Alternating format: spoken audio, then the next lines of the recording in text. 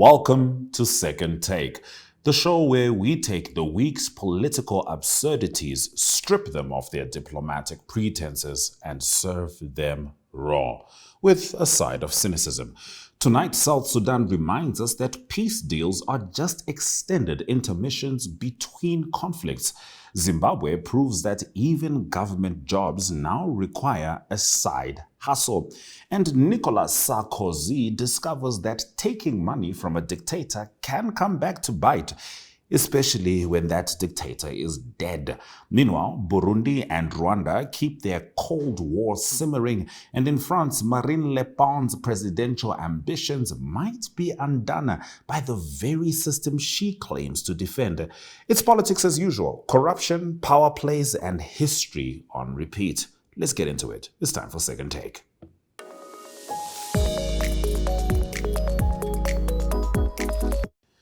South Sudan's so-called peace deal has been dangling by a thread for years, and now, with the arrest of First Vice President Riek Machar, it appears that the thread has finally snapped.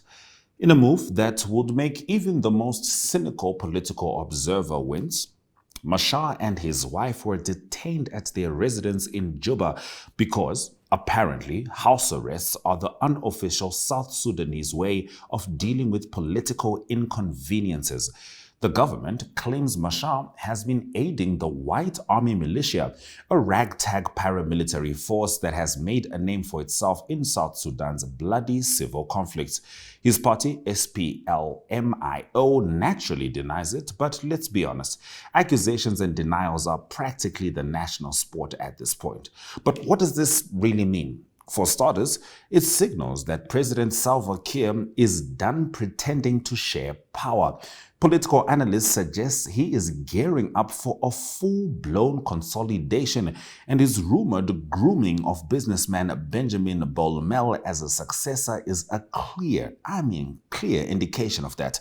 The message is simple. Kiir's vision of peace doesn't involve Machar. It's just a shame that his method of achieving it is eerily similar to the tactics that sparked the last civil war.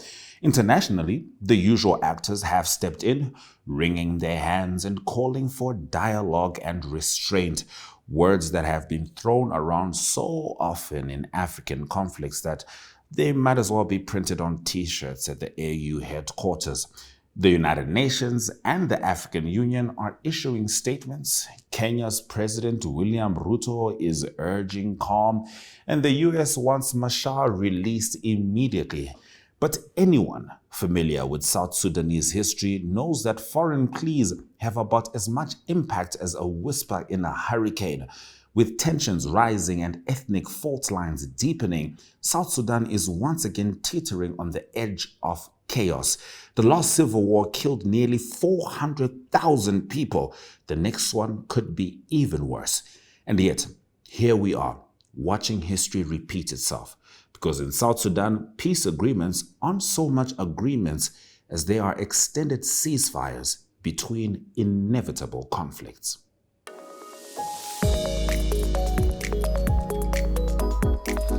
There are corruption scandals, and then there's Nicolas Sarkozy's corruption scandal.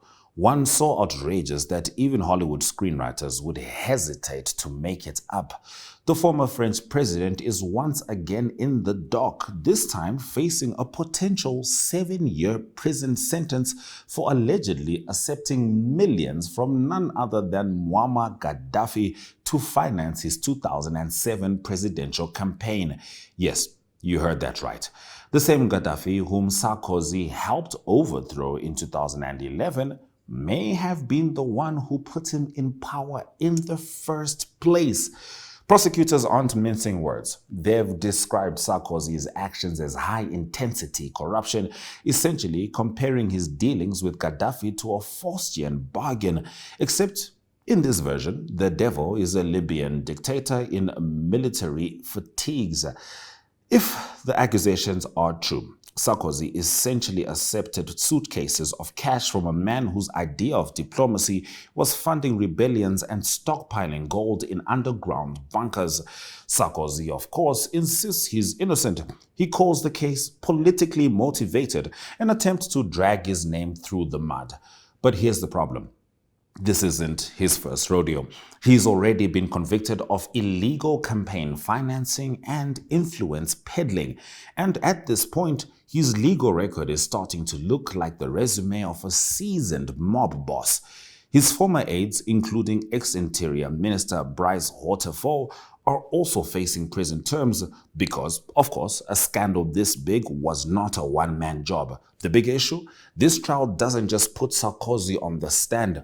It puts France's entire political establishment under scrutiny. I mean, how many other backroom deals, shady campaign finances, and under-the-table alliances exist behind the pristine facades of European democracy?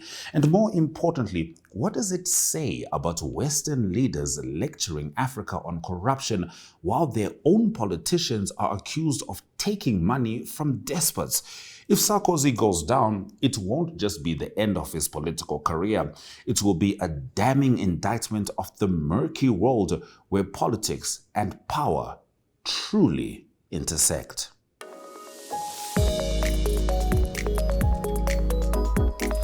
In most countries, government workers hold steady jobs, receive stable salaries, and enjoy some level of financial security. In Zimbabwe, they sell vegetables on the side to survive. Inflation has eroded wages so badly that civil servants, teachers, housing officials, even tax officers are spending their evenings and weekends moonlighting as street vendors. If you ever wondered what a failed economic system looks like, this is it. Take Dumisani Ngara, a Ministry of National Housing employee by day, a grocery seller by night, or Portia Mbano, a former teacher who gave up entirely on her government job because selling clothes made more financial sense. This is Zimbabwe's brutal economic reality. Those who work for the state are paid in a currency so worthless that the black market is their only lifeline. And the government's response? Instead of fixing the root problem, an unstable currency, restrictive policies, and a bloated public sector, it has focused on cracking down on vendors, treating them like criminals for daring to survive. Meanwhile, supermarkets are closing down, unable to compete with the street economy. The irony is that Zimbabwe's leadership, which once touted economic resilience, has built a system where resilience means dodging the authorities while selling bootleg cooking oil. Will things change?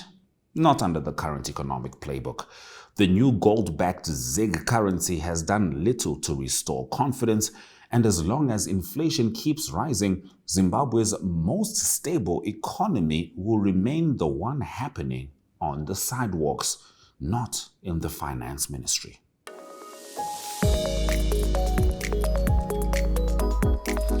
Burundi's President Evariste Ndayishimiye is pointing fingers at Rwanda again, this time accusing Kigali of plotting an attack.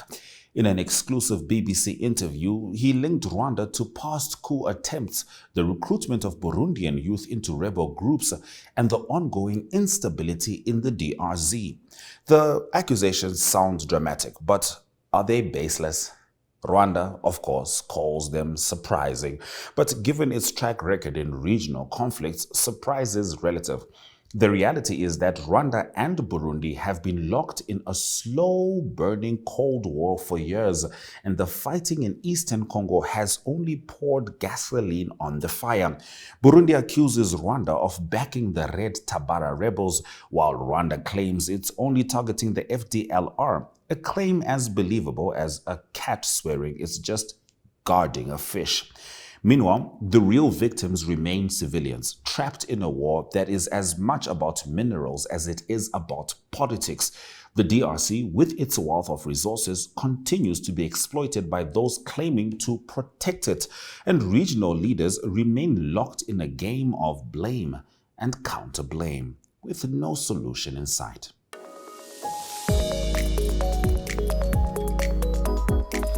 Back to Zimbabwe. Emmerson Mnangagwa has mastered the art of political survival by removing the very generals who helped put him in power. It's almost poetic how he is dismantling his support system while pretending to be the benevolent leader of a thriving democracy.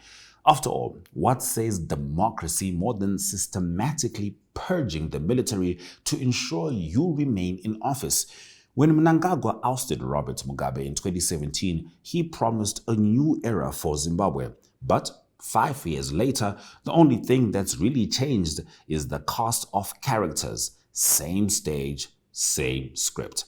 It's a show where the audience is invited to applaud while the actors quietly lock the doors behind them. Mnangagwa's political theater is nothing short of absurd. He insists on respecting democracy, all the while firing generals who might just remind him of his own murky rise to power. But as Zimbabwe's economy continues to implode under his watch, it becomes painfully clear the real war isn't over leadership. It's about control of the crumbling state. The next military purge might be more about keeping power than any lofty democratic ideals. But don't worry, Mnangagwa, the true democracy in Zimbabwe is how you manage to keep the illusion alive while the country goes to hell in a handbasket. Keep removing those generals and soon you only have a loyalist army of one.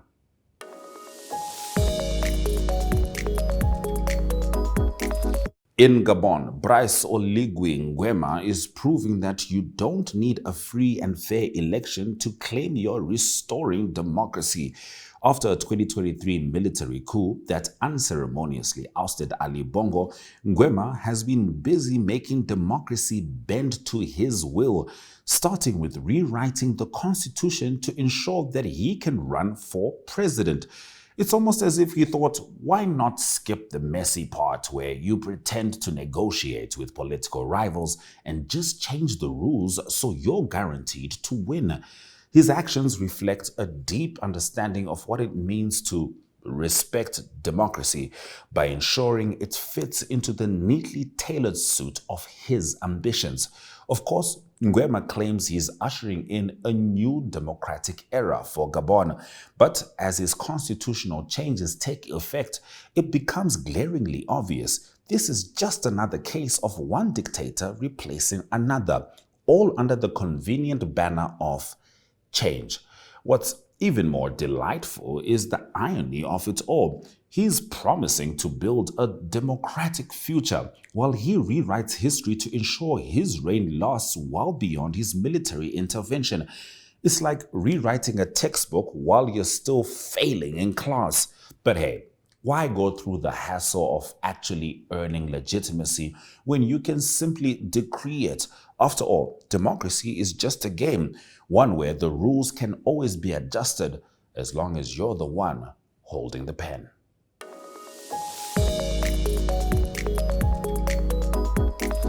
You are still with Second Take. We're going to have a look at our heartwarming video of the week. I had a conversation with His Excellency Charles Moore, the British High Commissioner to Namibia, whose tenure is coming to an end. But we didn't touch diplomacy. This was actually about his love for nature photography. Enjoy. I want to talk about your photography. Yeah. Yes. How has that experience been for you? For me, it's been wonderful because I've got one of your lovely pictures hanging in my house, and I have to say that's my favorite. That's picture. Your favorite one. That's my favorite one. It was the perfect wedding gift. Nobody else earned it, but you did. Oh, thank you, appreciate it. Yeah. But do you know, it's I've always been quite keen on photography, but Namibia sort of makes you even keener. Yes. And it's been such a pleasure to travel around the country, and you have the scenery, you have the wildlife, you have the bird life, you have the good weather. Yes. Everything which actually are all the ingredients for photographic enthusiasts. Yes. I've now, just yesterday, I started, you might have seen it. Well, you did see it on Twitter. Yes, I did see it. Yes. Thank you. Yeah. I'm going to do 4 photos every day Yes. of my favorites And we're going to for the next 30 days. Interview. For the next lovely. 30 days. Yes. And I've got far more than that. Yes. But actually, when I look back about, just the photographs that I have of all the scenery, of things like the lions, the elephants, the rhinos, I've got them all in folders. Oh, wow. So, and the birds. Yes. And those will stay with me forever. I mean, every photo I take, I can actually remember, where I was. Wow. So if I take a photo of a lion in Tosha, I know which waterhole it was at. Wow. And so it brings back really personal, happy memories. Yes. Sitting there watching a rhino or an elephant from 5 meters away, and just you and them, can't see anybody else. It's a real privilege. Yes.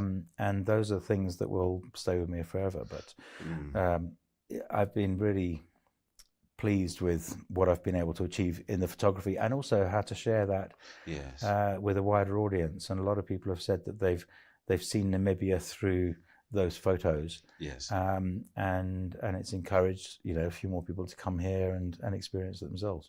Indeed. One thing we love about a photograph is that it freezes time. And as a resident of Namibia, if I could freeze the last 4 years, I absolutely would. Well, I mean, the one problem with Namibia is that time just goes too fast. It just goes too fast. I can remember arriving like yesterday, and then suddenly it's like 4 years later and I'm leaving. Yeah. So if we could stop time for a little while, I'd be most grateful. Charles, it's been a pleasure. It's been an honor.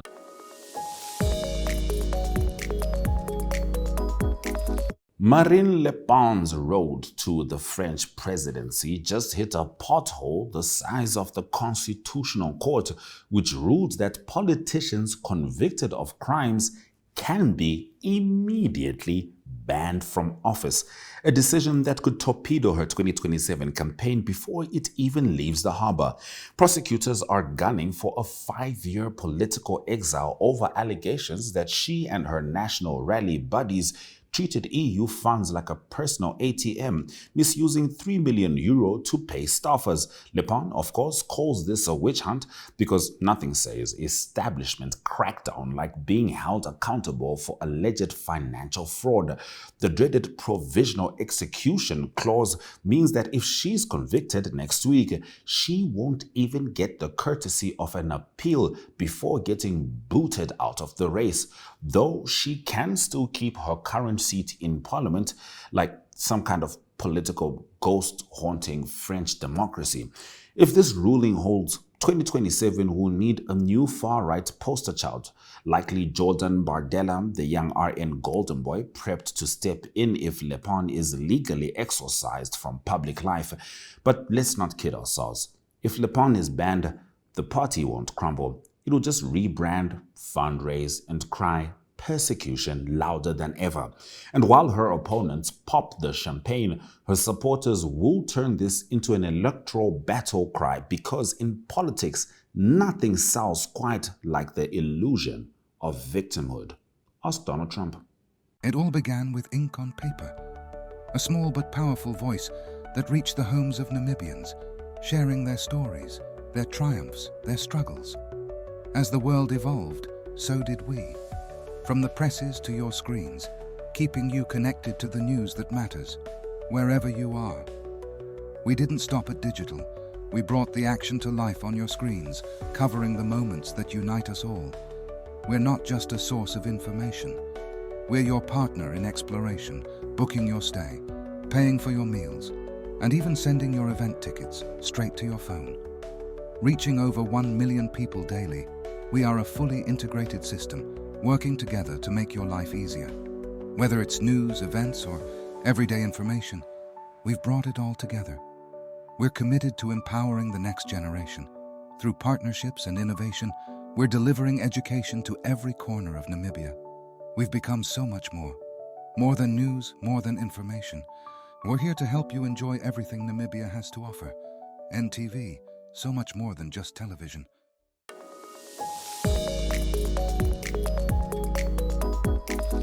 As for the TikToks of the week, there's a hashtag that is trending on TikTok. It's called #CorruptionTalk. I'm not even going to explain this one. Enjoy. Yo, whoever came up with this corrupt talk thing needs to get paid, bro. This dude or lady is a G. Okay, this has been hilarious. The memes I'm seeing mocking these corrupt African leaders. Oh my God, bro. It began with one leader, a West African leader. I won't say the nation, because I plan to go there one day. You know what I mean? I don't want to get banned. You know what I mean? Because of all this madness, corruption thing, innit? But because of that, it's spread everywhere. I've even seen an Asian version, bro. The premise of the meme is a POV of these leaders and how they're thinking. So some of these leaders are dancing there, and they're saying, when 60% of your country is in poverty, but your wealth, your generational wealth is sorted.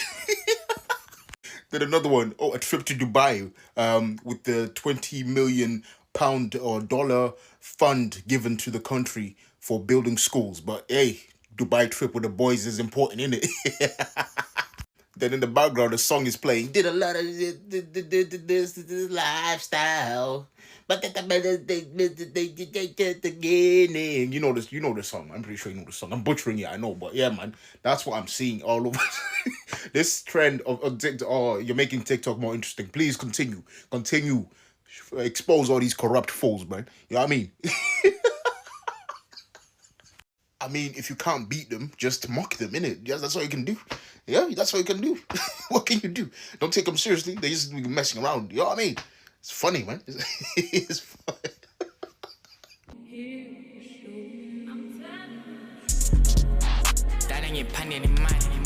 Tryna take you to somebody. Tryna make you my shot. Breaking my heart like body. Too many times we cried. Too many times you lied. Baby girl, look in my eyes. Can't you see that I'm dying inside? We both had too much pride.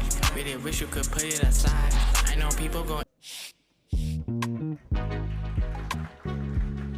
this life thing, yeah, it's all about understanding, bro. You gotta understand what you're doing. You need a direction, bro.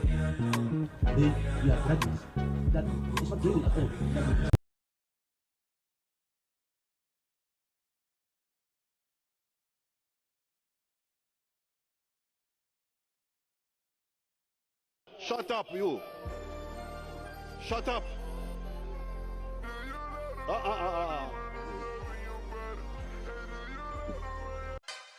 17:38. I'm like, hey, what's up, hello? Since you're pretty. Minister of Enjoyment, Intercontinental, Monumental, good.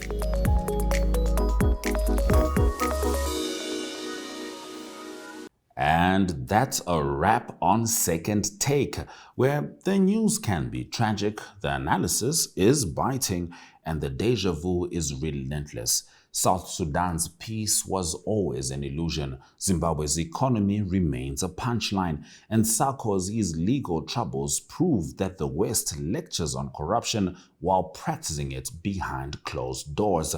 Meanwhile, leaders across the continent continue their favorite pastime, removing obstacles to power, whether by rewriting laws or rewriting reality. But don't worry, we'll be here next week, sifting through the wreckage of governance so you don't have to. Until then, stay skeptical, stay sharp, and remember, if power corrupts, then politics is just organized crime with better PR.